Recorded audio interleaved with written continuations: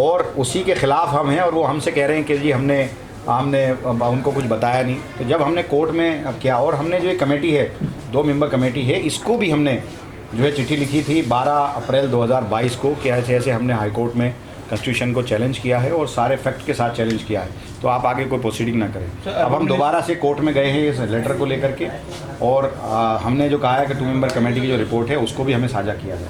Urban ministry की तरफ से जो नोटिस जारी किया गया था उसकी कानूनी हैसियत क्या है? उसकी कोई कानूनी हैसियत नहीं है। 1911 से 1915 के बीच में जब दिल्ली को अंग्रेज़ों ने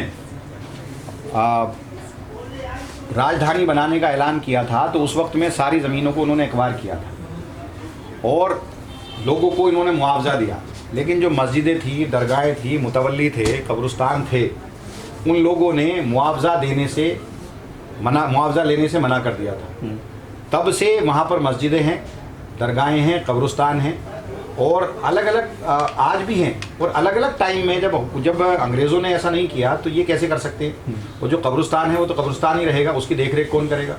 जो मस्जिद है, एक्ट ये कहता है, सुप्रीम कोर्ट की गाइडलाइन ये कहती है कि मस्जिद की देखरेख वक्फ बोर्ड करेगा, दरगाह की देखरेख वक्फ बोर्ड करेगा, कब्रिस्तान की देखरेख वक्फ बोर्ड करेगा। तो अगर हमसे ये ले रहे हैं तो फिर किसको देंगे ये? उन इंक्रोचर को जो वहाँ बैठे हैं, कल उन्हीं को फ़ायदा होगा इससे। कल जब हम उनसे खाली कराने जाएंगे या उनसे हम रेंट लेने जाएंगे या हम अपनी मैनेजमेंट कमेटी से ऑडिट कराने की बात करेंगे तो वो कहेंगे कि देखो जी ये तो हमारे पास ऑर्डर है इनका और इसलिए आपकी तो ये है ही नहीं। तो वो इंक्रोचर को फ़ायदा पहुंचाने के लिए किया है। यहाँ के कब्रिस्तान की नौयत को ये चेंज नहीं कर सकते, मस्जिद की नौयत को ये चेंज नहीं कर सकते, कुछ भी नहीं कर सकते। ये खालिस जो है उन लोगों को फ़ायदा पहुंचाने के लिए और सिर्फ 2024 के इलेक्शन को सामने रखते हुए ये चीज़ें हैं, ये विवाद। आपने जिस रेट का हवाला दिया 1961/2022, उस रेट में आपने क्या बात रखी? नंबर 1 सवाल। नंबर 2 सवाल, नईम फातिमा ने क्या आरोप लगाए हैं? नईम फातिमा तो पहले दिन से वो आरोप लगाती चली आई हैं। वो एक मेंबर हैं जो नो कॉन्फिडेंस मोशन भी लेकर आई, बोर्ड मीटिंग में नहीं आती। उनकी अपनी प्रॉपर्टी का कोई विवाद है, वो हमारे पास तो है नहीं, उनका अपनी प्रॉपर्टी का विवाद है, वक्त की वो प्रॉपर्टी है। अगर कोई विवाद है उनका तो वो बैठकर सुलझाए। ये वक्त है सबको साथ आकर के लड़ने का, क्योंकि केंद्र सरकार जिस तरह से केंद्र का रवैया है कि उन्हीं की लाठी उन्हीं की भैंस है और वो पूरी तरह से अपने डंडे को, पावर को, एजेंसीज़ के इस्तेमाल के साथ ये सब काम कर रही है।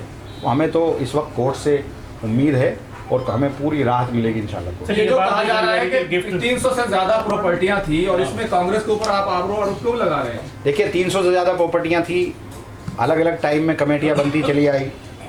1970 में एक कमेटी बनी, बर्नी कमेटी, उसकी रिपोर्ट आई तो उसने 3 कैटेगरी के अंदर बांट दिया, जैसे लिस्ट कर दी। जैसे 27/3/1984 के मुताबिक 123 वक्फ जायदाद जो लिस्ट ए के अंदर रखी गई, जिसमें 61 LNDO के तहत आती है और 62 DDA।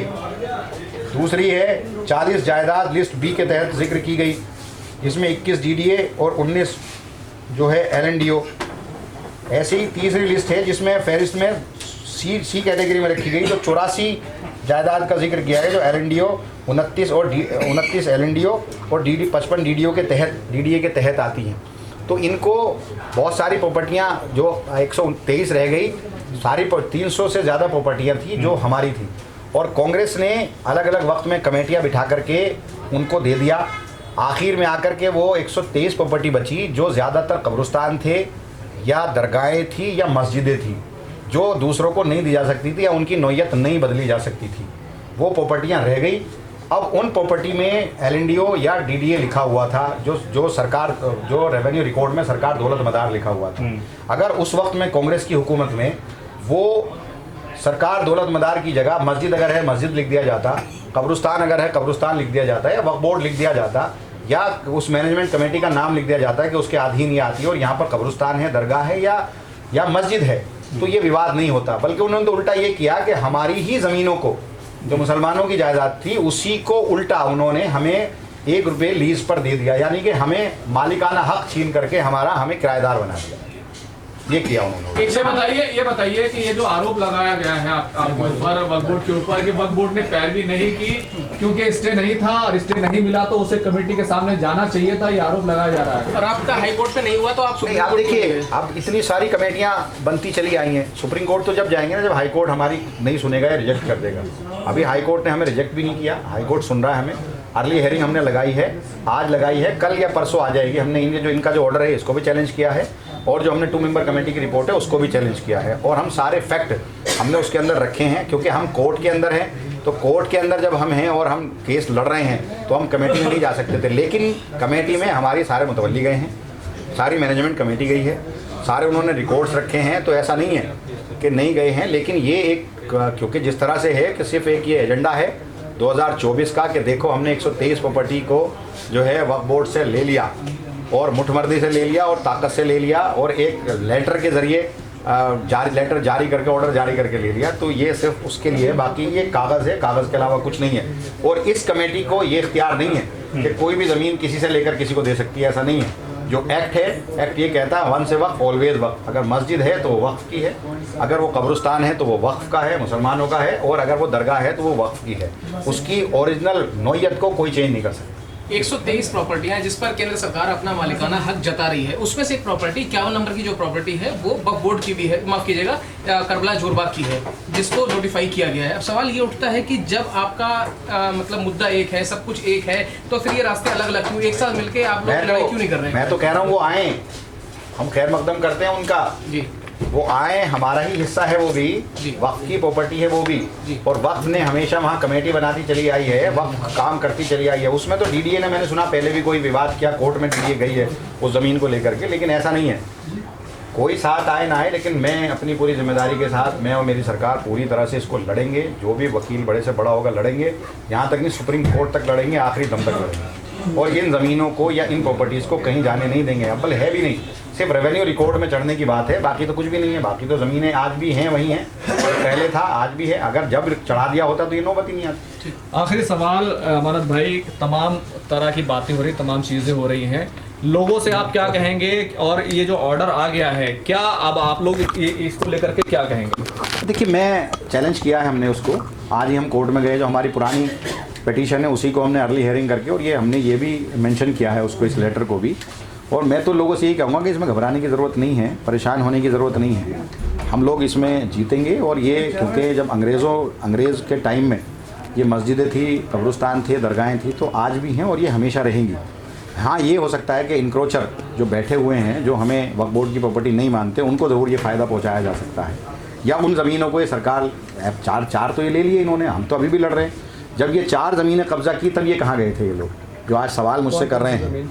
जो 4 है, 4 ज़मीनें हैं। सबसे पहले तो खसरा नंबर 484 है, जो ये मथुरा रोड DPS है, इसके पीछे है, पूरा कब्रिस्तान है, उसको LNDO ने जो है ITBP को दे दिया। दूसरा माता सुंदरी रोड है, जो LNDO ने ज़बरदस्ती कब्ज़ा कर लिया, जिसमें मैं पहुंचा था। तीसरा लाल मस्जिद है, जो मस्जिद में रात में पहुंचा था। पीछे का कब्रिस्तान पूरा का पूरा जो है CRPF को दे दिया। चौथा तिकोना कब्रिस्तान है, जो DDA कब्ज़ा करना चाहती है। हम लोग लड़ रहे हैं केस में, उन चारों में हम लोग केस लड़ रहे हैं। तो ये लोग कहाँ थे उस वक्त में? सबसे पहले आज का मुद्दा तो है नहीं, इन्होंने क्या किया? अगर कांग्रेस ने हमारी ज़मीनों को उस वक्त में रेवेन्यू रिकॉर्ड में अगर चढ़ा दिया होता, मस्जिद चढ़ा दी होती, कब्रिस्तान चढ़ा दिया होता, दरगाह चढ़ा दी होती, तो ये नौबत ही नहीं आती, इनको बल ही नहीं मिलता। आज तो ये पूरी ताकत में है, और ये किस मंशा के साथ हैं ये तो सभी को मालूम है। अकेला ऐसा तो है नहीं कि आज ये कुछ नया करने जा रहे हैं, इस तरह की चीज़ें करनी है इनको। देखिए, ये बेबुनियाद है, कतई बेबुनियाद है, और 2 रीज़न्स हैं इसके, बल्कि 3। पहला ये कि 2 मेंबर कमेटी से पहले जो 1 मेंबर कमेटी बनी, दिल्ली वक्फ बोर्ड वहाँ पर पेश हुआ, वहाँ पर अपना जो रिटन जवाब है वो रखा। फिज़िकल पेशियाँ भी हुई, दिल्ली वक्फ बोर्ड के चीफ लीगल ऑफिसर गए, चीफ एग्जीक्यूटिव ऑफिसर गए, मैं खुद गया, अपना पक्ष रखा। उसकी रिपोर्ट हमसे शेयर नहीं करी गई, हमको ये भी बाद में पता चला कि उसकी रिपोर्ट आ चुकी है। उसके बाद जब 2 मेंबर कमेटी का अपॉइंटमेंट हुआ, हमसे 1 मेंबर कमेटी की रिपोर्ट शेयर करे बिना, तो वो 2 मेंबर कमेटी का अपॉइंटमेंट भी ministry of housing and urban affairs ने करा था। Ministry of housing and urban affairs को पार्टी बना करके दिल्ली वक्फ बोर्ड ने इमीडिएटली जनवरी 2022 में एक रिट पिटीशन फाइल करा। उस रिट पिटीशन में जितने भी ऑब्जेक्शंस हैं, जितने भी क्लेम्स हैं दिल्ली वक्फ बोर्ड के, उसके अंदर डिलिनिएटेड हैं पूरी डिटेल्स के साथ, डॉक्यूमेंट्स के साथ। ये जो 2 मेंबर कमेटी है, इसकी अपने आप में कोई लीगल बैकिंग नहीं है, ये कोई स्टैट्यूटरी बॉडी नहीं है, ये किसी एक्ट में बनाई हुई नहीं है, ये कोर्ट नहीं है, ये सीपीसी से गवर्न नहीं है, ये एविडेंस एक्ट से गवर्न नहीं है। ये काम वही कर रही है जो कि ministry of housing and urban affairs को करना था। अंदर नोटिस में ये बात क्यों लिखी गई कि वक्फ बोर्ड जो है वो उनसे जवाब मांगा जा रहा था लेकिन वो दे नहीं रहे? मैं आपको वही अर्ज कर रहा हूँ कि ये एक भ्रम पैदा करने के लिए सब बातें कही गई। अगर आप देखें तो नोटिस में जो लेटर है जिसका आप जिक्र कर रहे हैं 8 फरवरी का, उसमें पैराग्राफ 3 में ये बात कही गई है कि क्योंकि दिल्ली वक्फ बोर्ड ने अपना पक्ष नहीं रखा इसलिए वो स्टेक होल्डर नहीं है, जबकि दिल्ली वक्फ बोर्ड पहले रोज से ही दिल्ली हाई कोर्ट में आर्टिकल 226 के पिटीशन में अपने सारे उजरात, अपने सारे ऑब्जेक्शंस, अपने सारे क्लेम लेकर के सेम मिनिस्ट्री के खिलाफ है जिसने ये कमेटी बनाई है। अभी तक वो मैटर पेंडिंग है। उसके अलावा उसकी कॉपी, उस पिटीशन की कॉपी दिल्ली वक्फ बोर्ड ने 2 मेंबर कमेटी को भी पेश करी जिसके अंदर हमारे सारे ऑब्जेक्शन, सारे क्लेम्स हैं।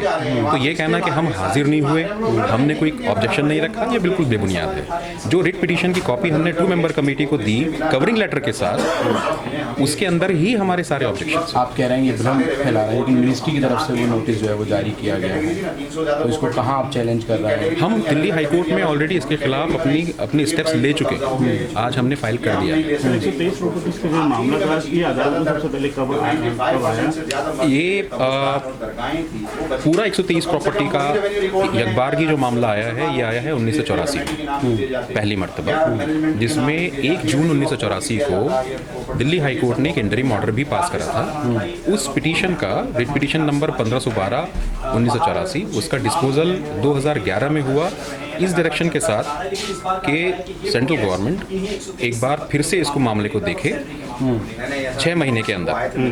तब इस पर कोई स्टेप नहीं लिए गए। 2011 से लेकर के मार्च 2014 तक कोई स्टेप नहीं लिए गए। 5 मार्च 2014 को सेक्शन 93 फेयर कंपनसेशन एक्ट में जो 2013 में आया था, ये प्रॉपर्टीज एक्विजिशन से विड्रॉ करी जाती हैं, ऐसा नोटिफिकेशन इशू कर दिया गया। उसको फिर विश्व हिंदू परिषद ने चैलेंज करा रिट पिटीशन 2901 में। तो ये सेकंड राउंड ऑफ लिटिगेशन था 2901 ऑफ 2014, जिसका डिस्पोजल हुआ 20 अगस्त 2014 को। ये अब थर्ड राउंड ऑफ लिटिगेशन है जो कि अब दिल्ली वक्फ बोर्ड की पिटीशन ऑनरेबल हाई कोर्ट के सामने है। यानी तीसरी बारी में दिल्ली वक्फ बोर्ड अब वहाँ कोर्ट में जो है इसको चैलेंज कर रहा है। बर्नी कमेटी भी बनाई गई थी, क्या उसको भी चैलेंज किया गया था वो बोर्ड की तरफ? नहीं, बर्नी कमेटी को चैलेंज मेरी जानकारी में कभी नहीं करा गया। बर्नी कमेटी की रिकमेंडेशंस और उसकी रिपोर्ट की बेस पर 27 मार्च 1984 को president of India, honourable president of India ने जो ऑर्डर इशू करा था उसको चैलेंज करा गया।